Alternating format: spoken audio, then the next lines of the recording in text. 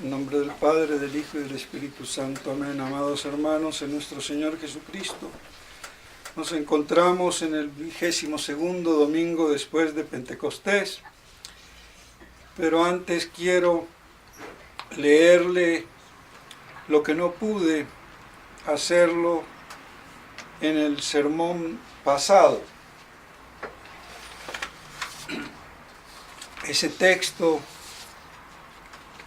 de San Pío X y el de el Papa Pío XII. San Pío X, como les decía, hacía alusión a lo que había hecho el Papa Pío IX. Yo me equivoqué y dije Pío XI, cualquiera se pudo haber dado cuenta de que me trabuqué. Ojalá todas las equivocaciones fuesen así de sencillas y fáciles de percibir. Las peligrosas son las conceptuales, doctrinales, y es así, pues, no es fácil de percatarse y pueden llevar a errores que sean contra la fe. Pues así dice San Pío X en su encíclica Ad Diem Illum Letissimum, aquel día felicísimo. ¿Cuál día será? ¿Qué nombre? Pues bien, se refiere a esto que va a decir, que les doy un extracto nada más. Además, tenemos que decir que este deseo nuestro surge sobre todo de que por una especie de emoción oculta o inspiración divina, eso es lo que quiere decir, emoción oculta, nos parece apreciar que están a punto de cumplirse aquellas esperanzas que impulsaron prudentemente a nuestro antecesor Pío y a todos los obispos del mundo a proclamar solemnemente la concepción inmaculada de la Madre de Dios. ¿Y cuáles fueron esas esperanzas? Era lo que les decía, la de que hubiera un solo rebaño bajo un solo pastor. Entonces está claro cómo los papas hacen ver cuál es esa esperanza. Y por si fuera poco, Pío XII, en su mensaje radial de Pascua de 1956, dice así, les cito un pedacito: Ven, Señor Jesús, Maranatá, como termina el Apocalipsis de San Juan. La humanidad no tiene fuerza para quitar la piedra que ella misma ha fabricado, intentando impedir tu vuelta, es decir, tu parusía, impedir tu vuelta. Más claro no puede ser. Envía tu ángel, oh Señor, y haz que nuestra noche se ilumine con el día. ¿Cuántos corazones, oh Señor, te esperan? ¿Cuántas almas se consumen por apresurar el día en que tú solo vivirás y reinarás en los corazones? Ven, oh Señor Jesús. Hay tantos indicios de que tu vuelta no está lejana. ¿Cuál vuelta? La parusía. Está clarísimo. Más parusiaco no pueden ser estos tres papas. Y al quien no le valgan estos argumentos, pues que se pegue un tiro. Porque la cabeza la tiene de chorlito. Perdónenme, las cosas como son. Entonces, queda clarísimo. Hay tantos indicios de que tu vuelta no está lejana. Claro que aquí dice, reinarás en los corazones, y los tontitos espirituales, que en pianos, en los corazones. Pero es que me está diciendo tu vuelta. O sea que no solamente el corazoncito ni en la sacristía, como quiere el liberalismo, intentando impedir tu vuelta. Entonces nombra 2 veces la parusía, es decir, el retorno o vuelta gloriosa de nuestro Señor. Más claro, agua. Y por si fuera poco esto, se concatena con la epístola de hoy, que la epístola está clarito, que habla 2 veces San Pablo a los filipenses del día de Jesucristo, del día de Cristo. Y mientras tanto que progresemos hasta ese día. Entonces, por más calamidades y calamitoso y hecatombe y explosivo y lo que fuera, nos está diciendo de progresar con la ciencia y la inteligencia de Cristo hasta el día de Cristo, hasta la parusía.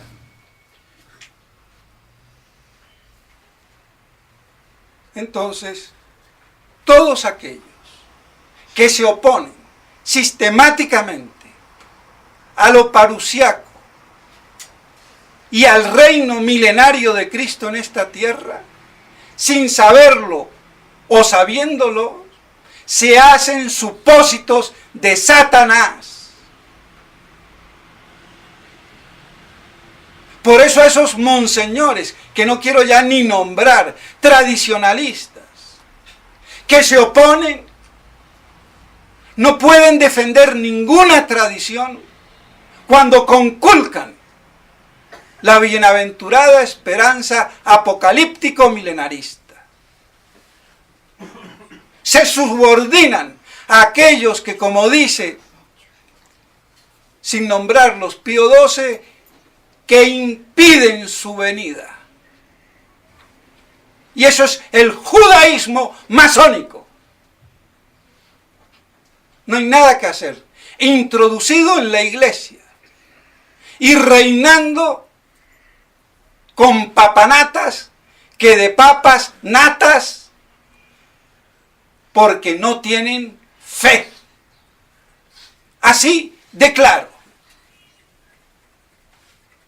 Y el que no entienda la cuestión de la infalibilidad de la iglesia, de la infalibilidad del sumo pontífice, y quieran con argumentos mediocres salir con otro cuento, ya es problema de cada uno.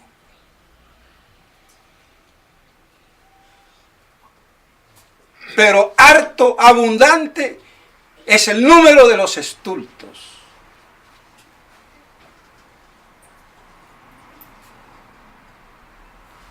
Y pues bien, mis estimados hermanos, dicho esto, vemos entonces cómo la iglesia sí habla. Otra cosa es que después los hombres de iglesia, si no son ellos mismos que borran con el codo lo que escriben con la mano, o sus intérpretes, hacen otra. ¿Qué vamos a hacer? Y no podemos esperar nada del clero, porque el clero en su totalidad, salvo algunas excepciones, planea en la supina ignorancia.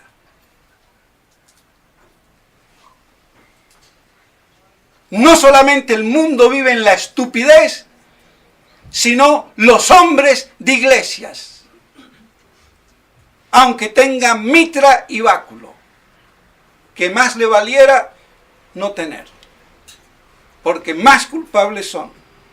Entonces, que eso nos ayude para perseverar, como dice la epístola de hoy, fructificando hasta el día de Cristo, como lo dice San Pablo a los filipenses.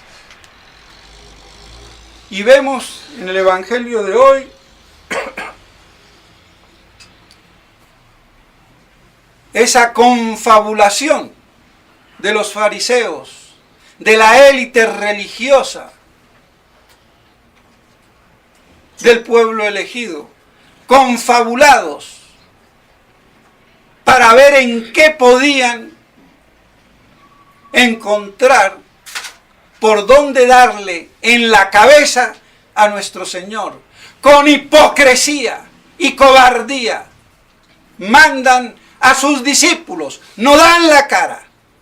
Por eso cuando yo digo el que me contradiga tendrá todo el derecho, pero que dé la cara. Que no se esconda. Que eso es propio del judaísmo. Hipócrita. Y de Satanás, que no da la cara.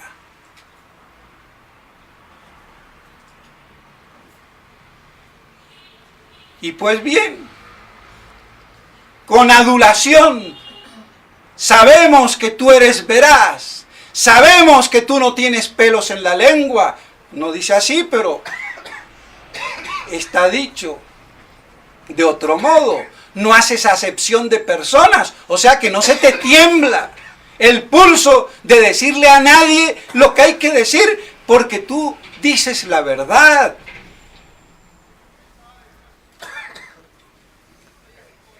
Dinos, ¿es lícito pagar el tributo al César? Los judíos se daban cuerpo y alma a la política, como hace ver el padre Castellani. Y eso lo hacían con un acto religioso, como el que cree religiosamente que la tierra es plana o cuadrada. No me voy a meter ahí, pero o en cualquier otra cosa como acto religioso. Porque cuando no se tiene teología, hacemos de lo que no es teología, de lo que no es religioso, casi un dogma de fe, como el mito de la evolución. Un acto religioso hace la humanidad. Y así, por no creer en los dogmas de fe, creen en los dogmas de cualquier estupidez.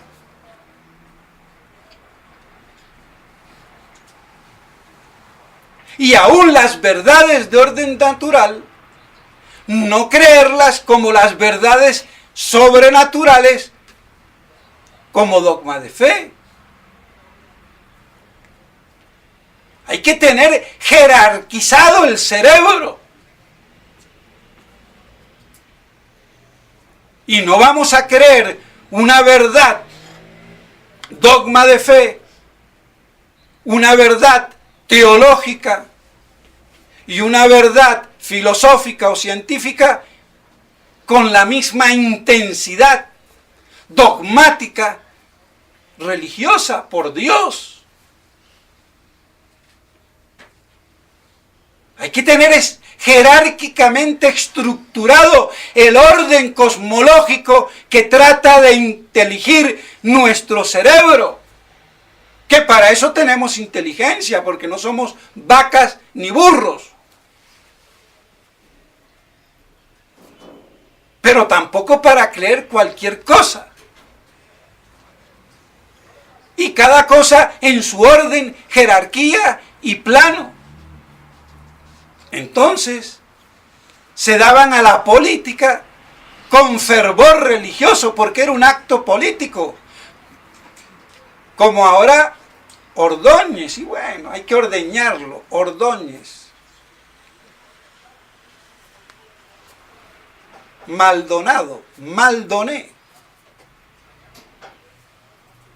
Parece que hubo un título por allá, nobiliario, no sé dónde, y que se lo dieron, y el hijo del rey de Francia no quería, y dice, se Maldoné. Porque había, bueno, toda una historia ahí. Y de ahí viene Maldonado, sí, mal dado. Y la verdad que cumple con su apellido, porque según él pretende, la presidencia para el bien común en la situación actual. que es para ser idiota. Porque ningún país, ningún presidente puede gobernar sin seguir los parámetros de la sinarquía. Así de claro.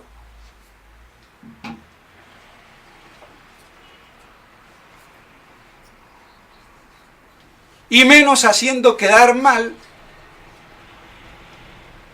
a la tradición. Pues bien. Entonces, estos judíos se daban a la política religiosamente, y eso es lo peor.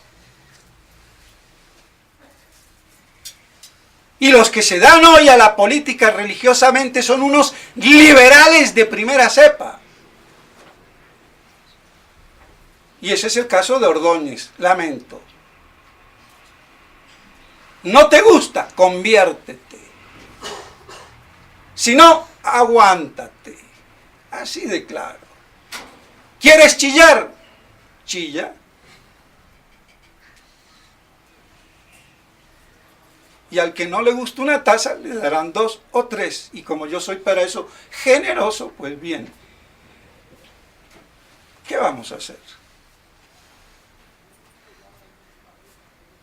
Pero no tengo acepción de personas, no tengo pelos en la lengua, como le decían a nuestro Señor. Entonces es lícito pagar el tributo. Y nuestro Señor, hipócritas, de entrada, no se las perdona. A ver quién le ha dicho en su cara a alguien hipócrita cuando se lo merece. Uy, no, su merced. No, su merced. ¡Hipócritas! Uy, qué ofensivo. Se enojó el señorito. Faltó a la caridad, a la paciencia. ¡Estupideces! ¿O no hay la justa indignación ante la verdad conculcada? Eso es producto del liberalismo y del Kempis. Y los budistas que ni se alteran. Desgenerados mentales, atrofiándose el cerebro para conceptualizar la existencia divina.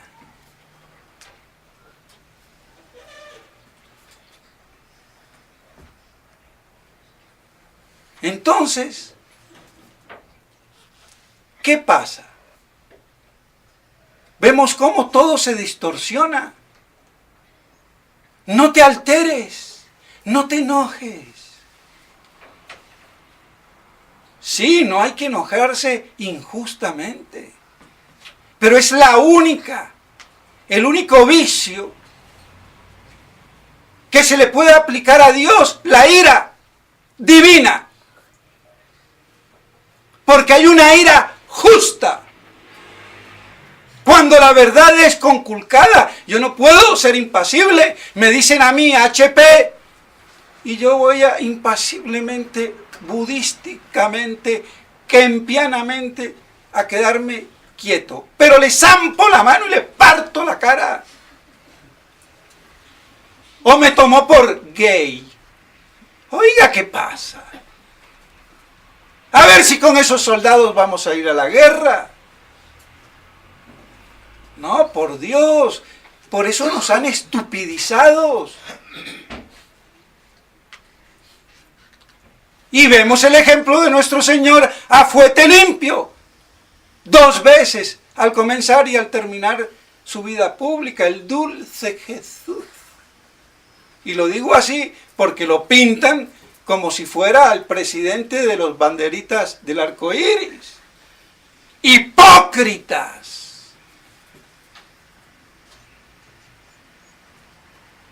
Mostradme la moneda del tributo.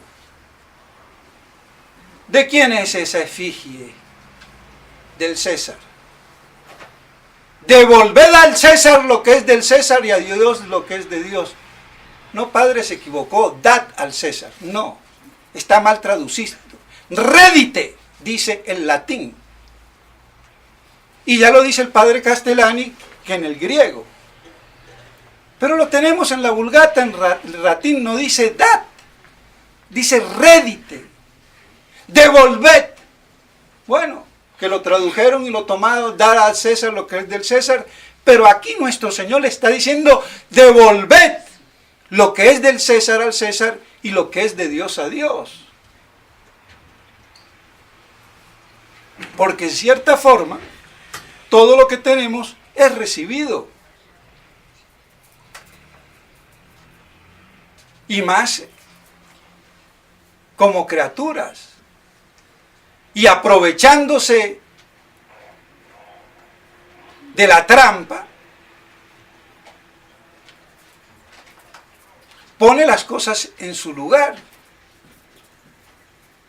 y muestra que más que pagar el tributo a Dios, si eso es de Él, dáselo. Pero no te olvides de dar a Dios lo que es de Dios. Porque eso era lo que hacían los judíos. Se daban en cuerpo y alma la política. Y a Dios, pues el Dios de su fantasía. No nos encaja y lo sacrificamos. Entonces nuestro Señor se escabulle de la trampa y da una gran lección. El orden natural, civil, político, representado en el César, en el pago del tributo, la autoridad reconocida, sin olvidarse de dar a Dios lo que es de Dios.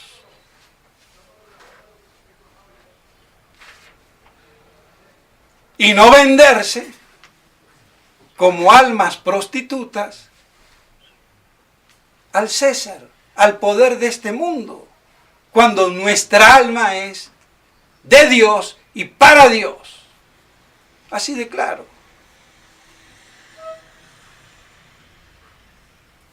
Y así entonces, con esta cuestión, se le estaba planteando a nuestro Señor, a través de los judíos, la cuestión de la obediencia a la autoridad. Si decía que no había que pagar tributo, los romanos lo colgaban, que era lo que querían. Si decía hay que pagar tributo, oye, chico, tú judío y reconoces al César, enemigo del pueblo elegido, la sinagoga, el sumo pontífice y su Sanedrín te fusilan también. Pues así los zanjó y los dejó pasmados, callados la boca. Entonces, el problema de la obediencia,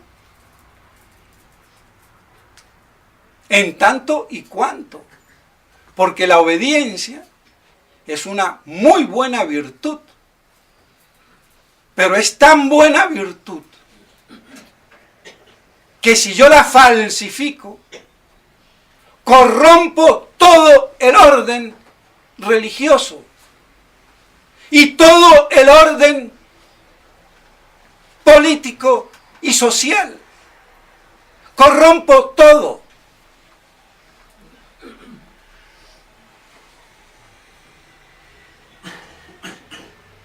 Porque la obediencia no es la suma virtud. Tiene por encima la fe, la esperanza y la caridad. La obediencia también tiene sus límites en cuanto al bien común, la prudencia y lo justo.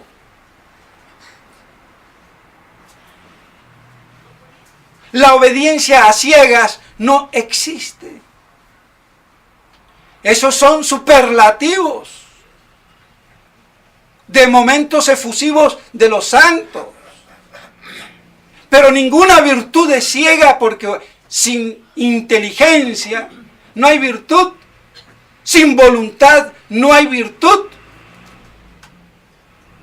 Por eso hay que hacer las cosas con criterio, con voluntad, con juicio propio bien formado. Pero si a mí me dicen que el juicio propio es ya pecado, orgullo, pecado el juicio propio mal formado, la conciencia mal formada.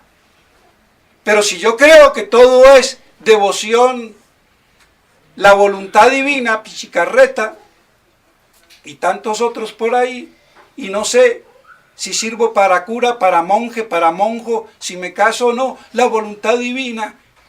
Y cuando vas al baño, ¿por qué no preguntas? ¿Es la voluntad divina que vaya y haga pipí? Oiga, pero no seamos imbéciles. Es que es ridículo.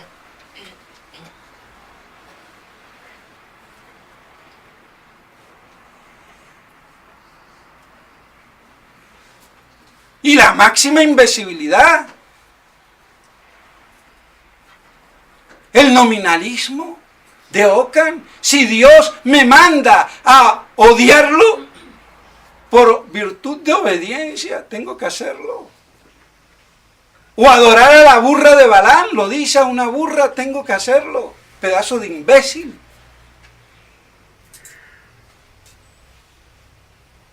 Y eso se permeó en la iglesia.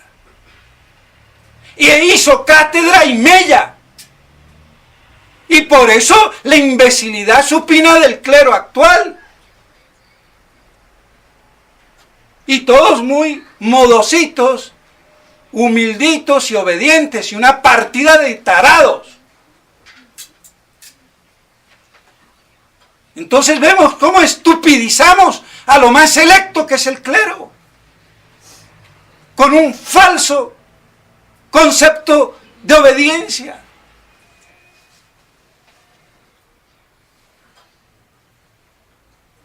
Cuando se requiere en la virtud y en toda virtud, y por ende en la obediencia, inteligencia y libertad.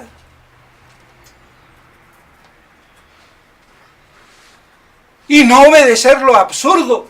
De pronto lo puedo acatar por evitar un mal mayor. Pero cuando se está conculcando, por ejemplo, como ahora, las verdades fundamentales del dogma católico, ¿qué obediencia puede haber? El combate de frente y nada más. No hay otra. Ni buscar componendas, como lo quiere hacer el imbécil de Monseñor Felé. Y le digo imbécil a ver si le duele y se convierte. Y nos hacemos amigos, che. ¿Qué dice ante tanta patraña? Y los tiene estupidizados a los 500 o 600 o 700 miembros de la fraternité, volviéndolos castrados mentales por la obediencia estúpida. No puede ser. Entonces no nos extrañemos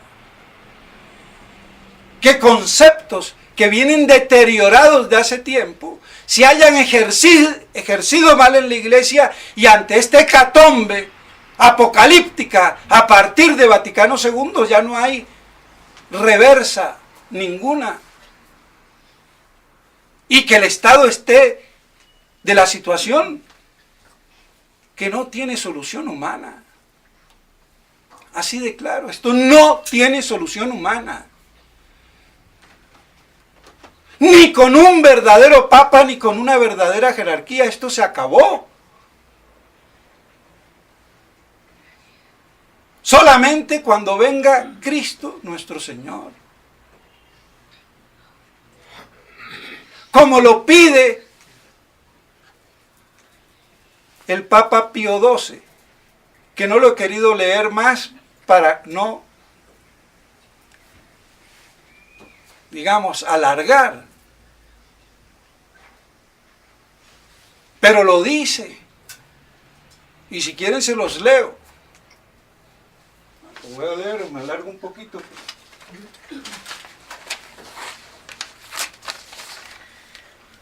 Es necesario, en el mismo mensaje pascual, quitar la piedra sepulcral con la cual han querido encerrar en el sepulcro a la verdad y al bien. Es preciso conseguir que Jesús resucite. Y no resucitó ya. Bueno, o sea, que resucite como verdad reconocida. Con una verdadera resurrección que no admita ya ningún dominio de la muerte.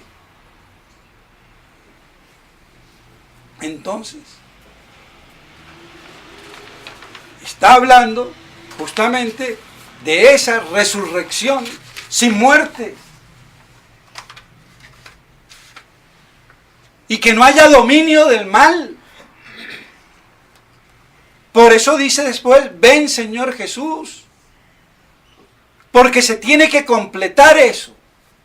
Cuando el día de la parucía, más parucíaco no puede ser. Y por eso impiden, los que impiden, su vuelta. A ver quién lo refuta. Es que me gustaría saber, a ver quién. De obispos, de cardenales, de curitas. Que quiero ver. ¿Quién tiene agallas? Esa es la verdad paladina, que no es profesada ni enseñada. Por eso en el Padre Nuestro, adveniat regnum tuum, venga tu reino. Pues bien, mis estimados hermanos, que esto nos sirva para que tengamos también una concepción de la obediencia católica, no voluntarista, no nominalista, no estúpida. Que seamos virtuosos con inteligencia, como pide la epístola, hasta el día de la parucía, hasta el día de Cristo. Está todo dicho. Y mientras tanto, a aguantar, purificándose en medio de esta tremenda crisis, que es la última, no puede haber otra. Y así perseverar hasta que Dios nos llame. Que la Santísima Virgen María se apiade de nosotros y nos cubra bajo su tierno y dulce manto. Porque realmente más desmadrados no podemos estar cuando la jerarquía oficial de la Iglesia se ha podrido por el cisma, la herejía y la apostasía. Nos guste o no nos guste. Hoy se pontifica en el nombre de Dios y de la Santa Iglesia Católica en el error, por usurpadores e imbéciles que siguen por detrás, obedeciendo estúpidamente. Y así como las vírgenes bobas, para el infierno por idiotas. ¿Qué vamos a hacer? Entonces, mis estimados hermanos, que esto nos acrisole con virtud de virilidad. De ahí viene virtud viril, varón, tanto para hombres como para mujeres. Y no que nos desvirilicen con conceptos de obediencia que no son virtud, sino estupidez mental. Así de claro. Que Dios nos ayude y que eso nos haga poder permanecer de pie en esta hecatombe que está crucificando a la Iglesia de Dios y esperando como Pío XII que se pueda resucitar sin que reine el mal ni impere la muerte. En nombre del Padre, del Hijo y del Espíritu Santo. Amén.